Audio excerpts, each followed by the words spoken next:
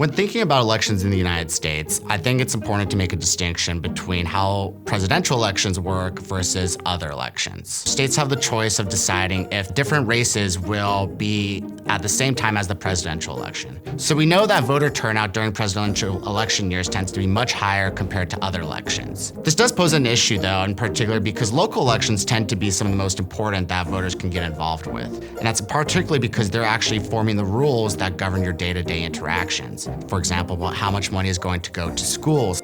The biggest way the voting system has changed over time is just who is allowed to vote. And knowing how hard people fought in order to give us these rights, in order to have our voice heard, I think is one of the beautiful parts about democracy, where if you really want something to change, you can help make that change happen. So before you go vote tomorrow, you should make a plan. Figure out what the races are. Look up those candidates and see who you agree with and who you think is going to best represent your interests.